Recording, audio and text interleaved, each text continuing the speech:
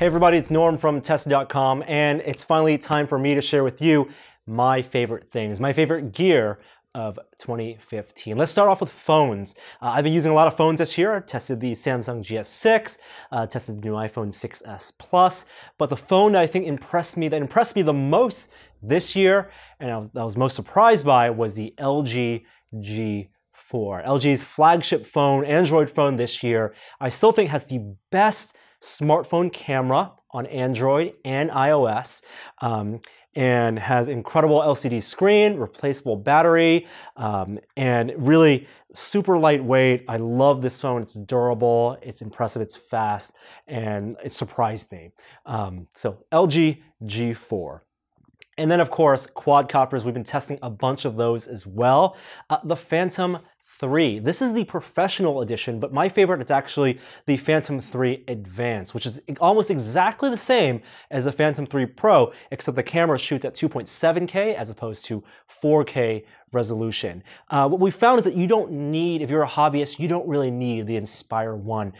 This is great for, it's more powerful than the Phantom 2, great for flying around in open fields and as a fun flight tool, but also as a camera tool. We've actually been using these in our productions in some of our previous videos to capture those one or two shots where we want to show a location or show something from a different perspective. A really good tool in our cinematography arsenal. We also released this guy to go along with it. These are field notes that we made in partnership with Field Notes, and it's a flight log. So as you go flying, if you have a new quadcopter, document your flights, all your flight data, your battery percentage, your location, the weather, and your pre-flight checklist, all in these books. Highly recommended.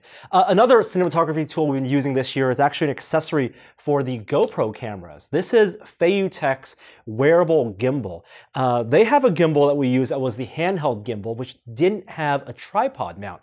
This one does. It's a smaller form factor, and we actually use this in our Nerf gun test and also our GoPro Hero Plus Wi-Fi test. Mounted these on those Nerf blasters, and they really stabilize the footage and are a great complement to the GoPros. I've seen people attach these to quadcopters, put them on helmets, put them on their chest packs, and they've worked really well for us. Another one of my favorite things this year, virtual reality. It finally, I think, is feeling real. Now, the Steam VR headset, the HTC Vive, and the Oculus consumer version aren't out yet, but the Gear VR headset is finally out. This is the Innovator Edition for the GS6. I didn't want to buy the full consumer version because it's just a little lighter, but what I really love about it is the platform. Oculus and Facebook have figured out a way to deliver video. Samsung has put a web browser in this, and there's actually content out there, games from game jams, VR game jams, and a lot of places to enjoy that content. And this is really a real impressive device for people who've never experienced 360 video headsets before. It's not full VR, room scale VR, but the potential is there, and it's finally working in our hands right now. Now, one final piece of tech I want to share that's really one of my favorite things is the Surface Book, Microsoft's Surface Book. Not exactly for how much this product is for its value, because it is a pretty expensive laptop, but for what it represents.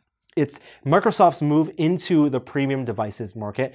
It's their stance that you don't need one device that does everything best, but it's an innovative design. They put a full core processor into the tablet form factor, distributed the battery, put most of the battery up here, redesigned their stylus. It's better than before, more responsive, has a much better tip, and it's a really, really well-made device. Windows 10 works great with this. I actually like the Surface Pro 4 as well, but the Surface Book represents a huge risk that Microsoft took. It's a bold move, and I think it is a risk that pays off.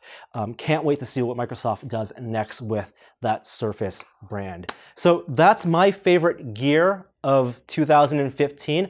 I'd love to hear what stuff you've been testing, what stuff you've loved, and what you can't live without, whether it's virtual reality, a cell phone, a laptop, or a camera cinematography tool.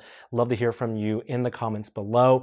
Thanks for watching our videos throughout the entire year. On behalf of the entire Tested team and family, thank you, happy holidays, and we'll see you next year.